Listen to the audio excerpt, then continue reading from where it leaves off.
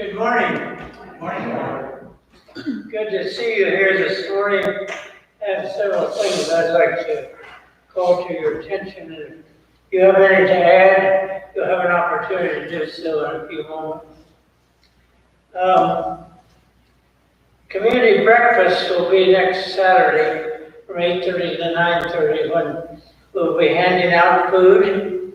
And I think that's about the last time we're going to do that because we're going to start having the breakfast back here in the church on Sunday morning. Now, take note, trustees' work days are June 26th. That's about next Saturday. And July 24th. Now, I didn't see very many of you writing that down.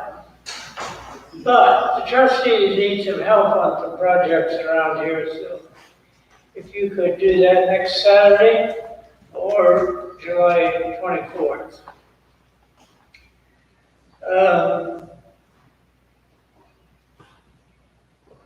Tammy is recovering from her second knee surgery. And the offering basket at the back of the sanctuary and on that table in the back.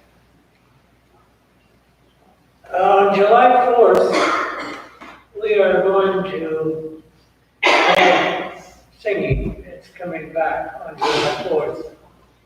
And also handshaking and hugs for those who are interested. So I think you get a pretty good idea of who's willing to shake hands and who's willing to hug. And again, I want to remind you that anyone may wear a mask, but we're asking those not vaccinated to be sure to wear one. Are there any other announcements that we should know about? All right. Our singers are not here today, and so Clark is going to play the first two verses of How Firm a Foundation, and we might reflect on that as he is playing.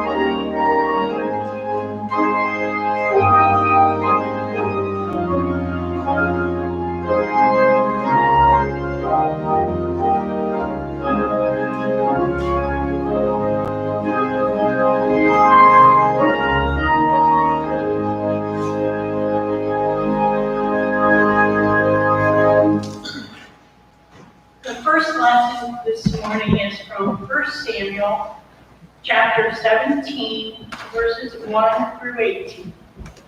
Now the Philistines gathered their armies for battle. They were gathered at Socoh, which belongs to Judah, and encamped between Socoh and Azekah, the Philistines.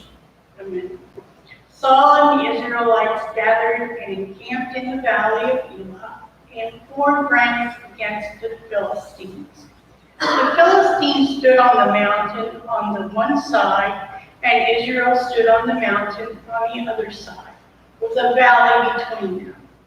And there came out from the camp of the Philistines a champion named Goliath of Gath, whose height was 6 cubits and a span. He had a helmet of bronze on his head, and he was armed with a coat of mail. The weight of the coat was 5,000 shekels of bronze. He had greaves of bronze on his legs and a javelin of bronze slung between his shoulders. The shaft of his spear was like a weaver's beam, and his spear's head weighed 600 shekels of iron, and his shield bearer went before him. He stood and shouted to the ranks of Israel, "Why have you come out to draw up for battle? Am I not a Philistine? And are you not servants of Saul? Choose a man for yourselves and let him come down to me. If he is able to fight with me and kill me, then we will be your servants. But if I prevail against him and kill him, then you shall be our servants and serve us." And the Philistine said, "Today I defy the ranks of Israel. Give me a man that we may fight together." When Saul and all Israel heard these words of the Philistine, they were dismayed and greatly afraid. Now David was the son of an Ephraim of Bethlehem in Judah, named Jesse, who had 8 sons. In the days of Saul, the man was already old and advanced in age. The 3 eldest sons of Jesse had followed Saul to the battle. The names of his 3 sons who went to the battle were Elah, the firstborn, and next to him Abinadab, and the third Shimei. David was the youngest. The three eldest followed Saul. But David went back and forth from Saul to feed his father's sheep at Bethlehem. For 40 days the Philistine came forward and took his stand, morning and evening. Jesse said to his son David, "Take your brothers an ephah of this parched grain and these 10 loaves, and carry them quickly to the camp to your brothers. Also take these 10 cheeses to the commander of their 1,000. See how your brothers fare, and bring some token from them."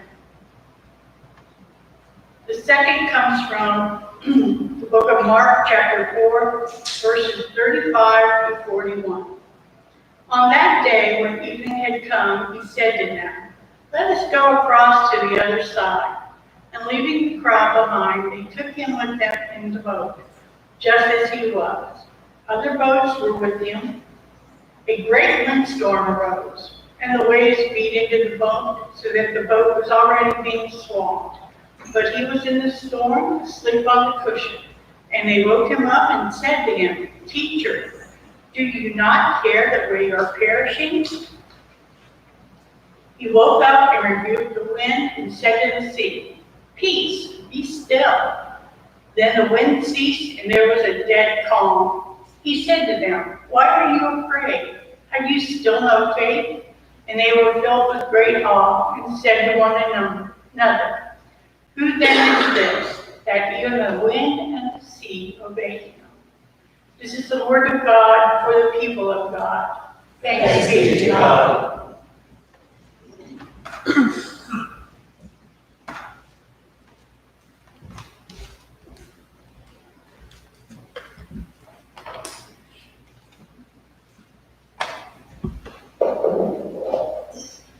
I can really understand those disciples when the storm came up and they were in the boat and they were frightened.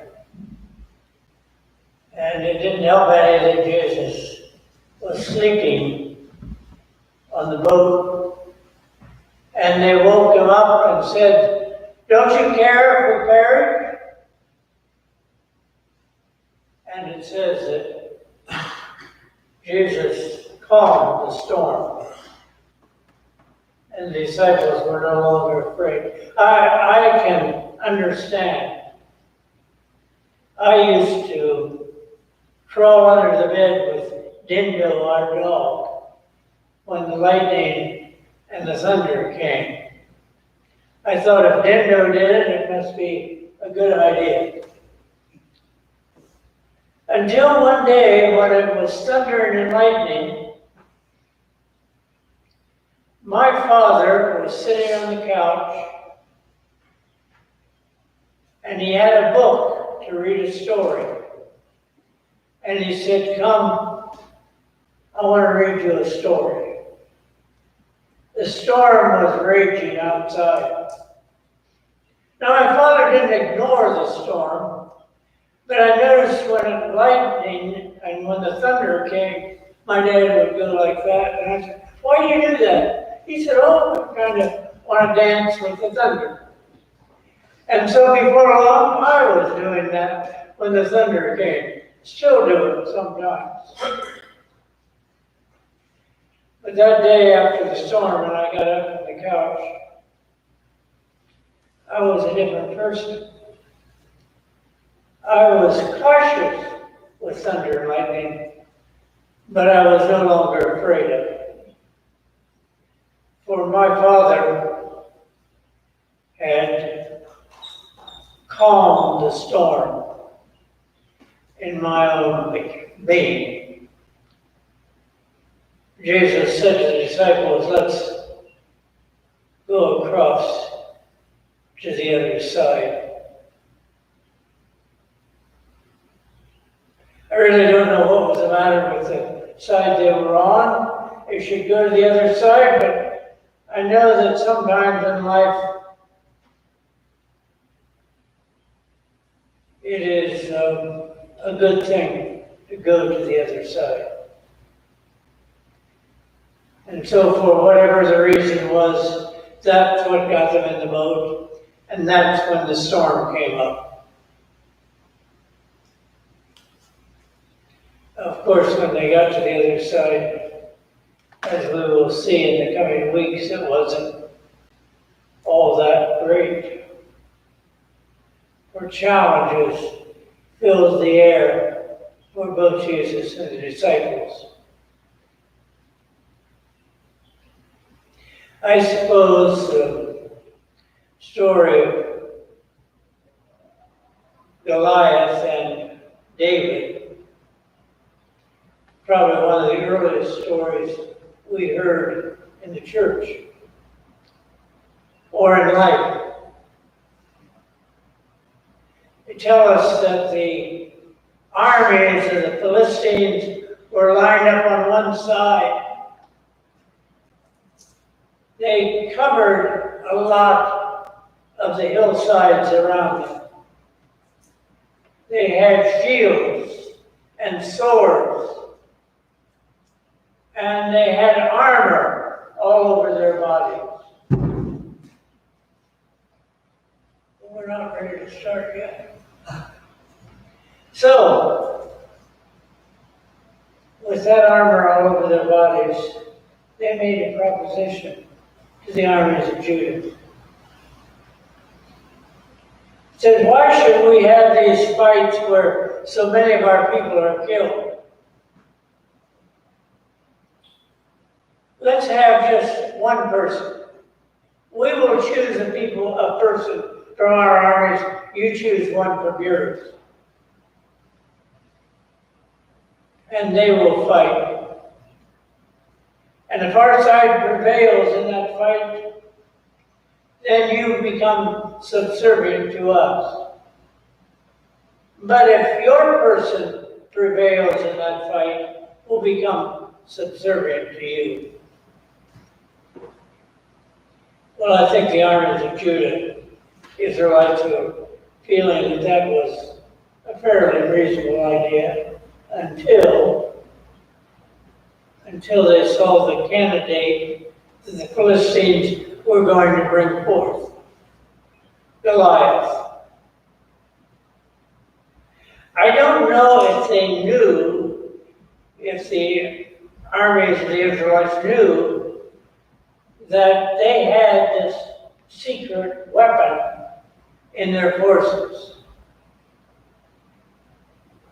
What I've come to understand is that he was at least 6 feet 9 inches tall, was a huge man, greater in height and strength than anyone in either army. And it may be that the armies of the Israelites had some second thoughts when they saw him. And they began to examine the people in their army to see who might be a formidable candidate. No one wanted to fight Goliath until this young boy, David,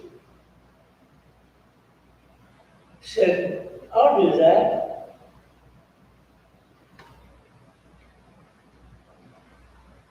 Sometimes young people feel that they have a lot more strength and ability than anyone else.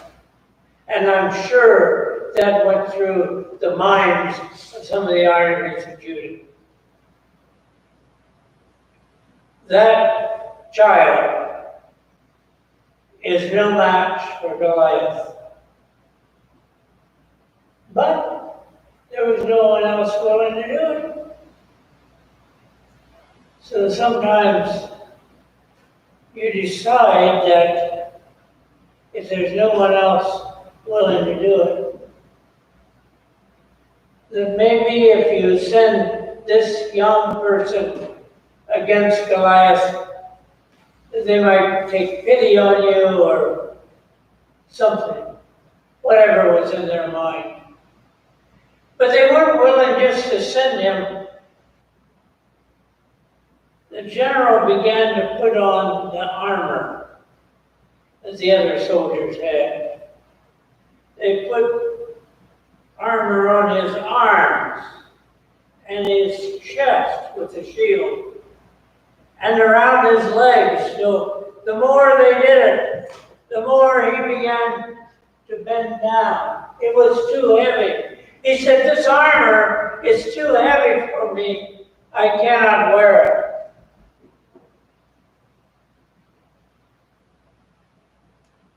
He said, "All I need is my slingshot." And he went forth to fight Goliath, much to the dismay of the Judean armies, thinking that he didn't have a chance. But David knew something they didn't know.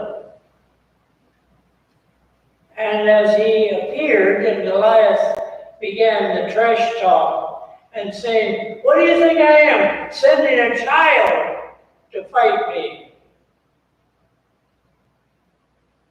But Goliath began to tromp toward David, and David began to walk toward Goliath.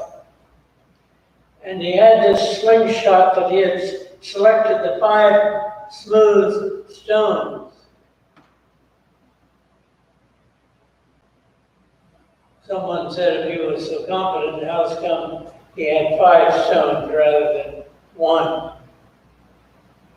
And the answer was that he had heard that Goliath had 4 brothers.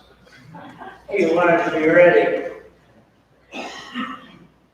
And as Goliath came toward him, and David went toward Goliath, he took that slingshot and he twirled it around his head and then snapped his wrist at the right time. And one of those stones hit Goliath in the forehead.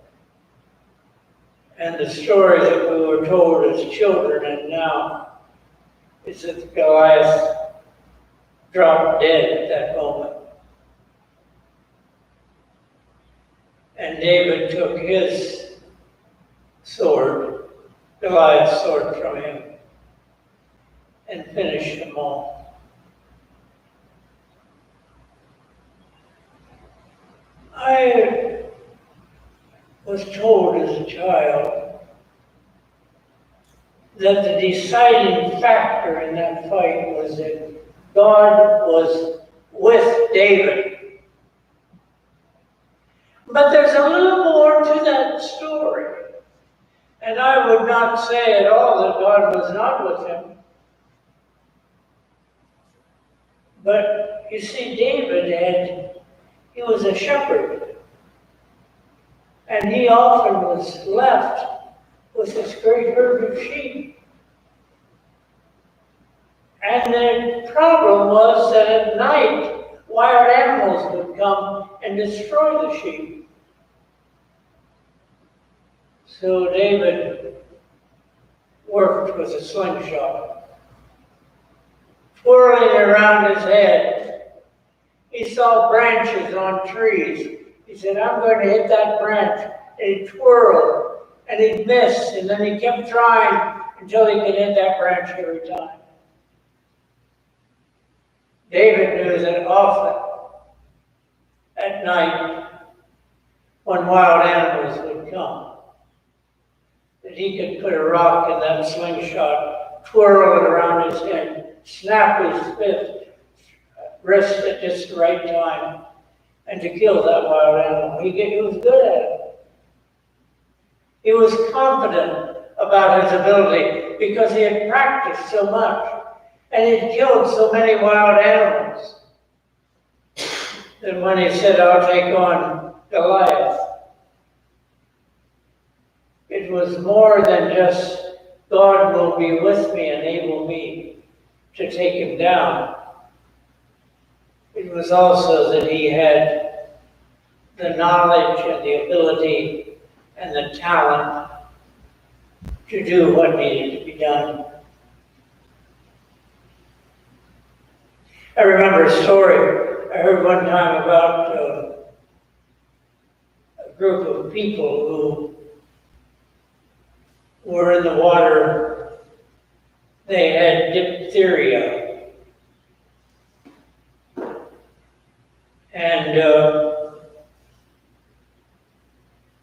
a preacher was there at the time and went in the water with them. And someone said, doesn't that preacher know that the next thing he knows he's going to have diphtheria? He said, yes, he believes in God. He also has his diphtheria shots. Except it's important to believe in God, but it's also important to believe that we have the ability and the talent, if we do, to respond to the call that might come to our life.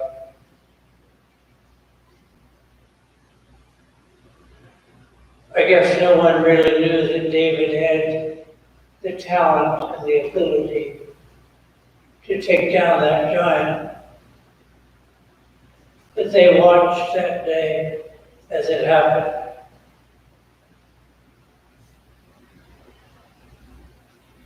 And I guess I'd like to leave you with the thought,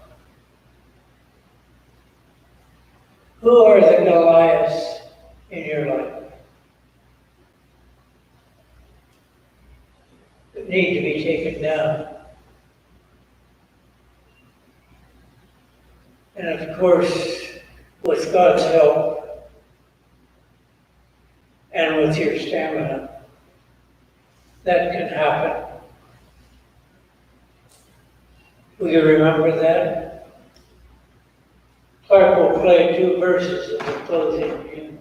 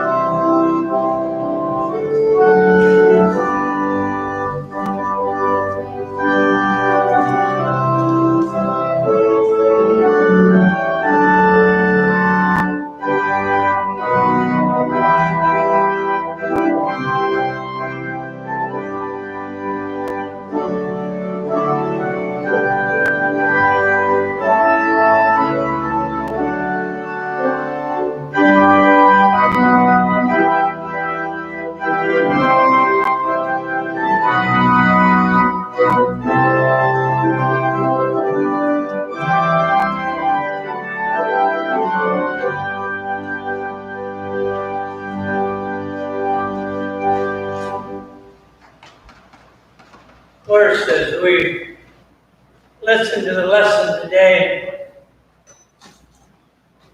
we have just wrestled with a giant. And I believe we were able to conquer the giant of the pandemic. It's been a long, hard road, but we knew that with God's help and our stamina, that could be done. So as you go forth from here today, remember that the God of all creation is with you and will take you through all the different steps of life, that you may live abundantly and full. Amen.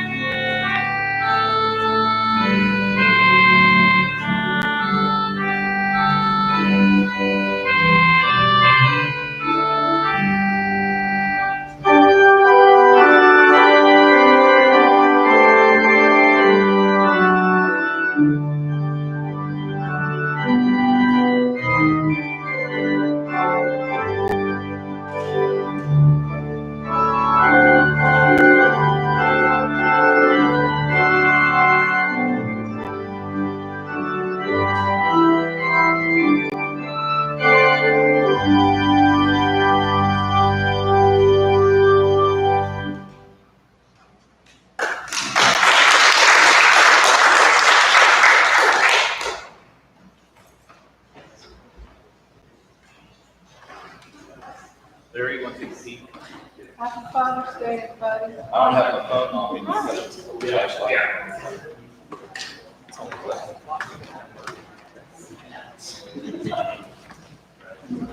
You've been busy. So, yeah. You looked at the basket lately? Yeah, I was in there. I can't pull it.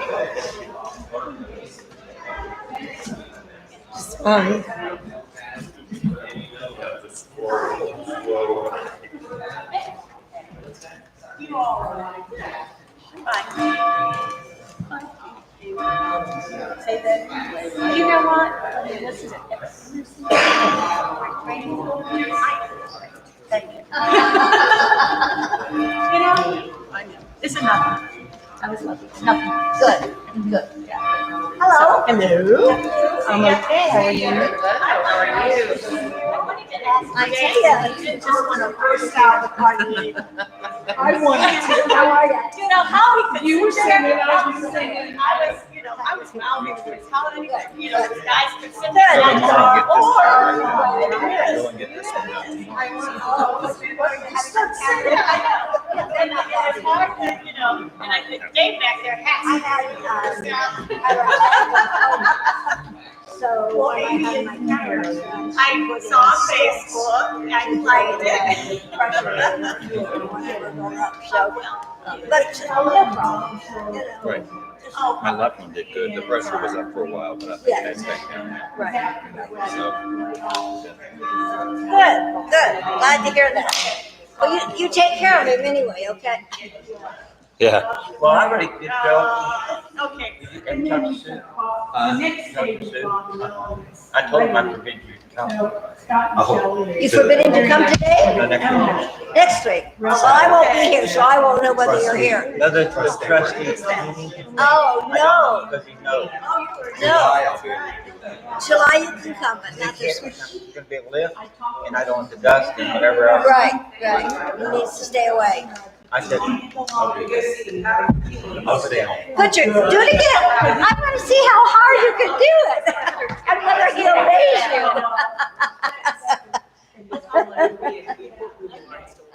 All right, well, I gotta help this. My granddaughter wants to, you know, figure out exactly. God bless. Yeah, gotta find the line. Thanks for your posts about your father. That was great. Oh, thank you. So Dave, how could you sit there and not belt out our name? I was humming it to myself. With my eyes closed, or I wouldn't stop John from going up as soon as he did. I know we singing it. We're here. It's actually coming out, folks. Yep, Sorry. we were.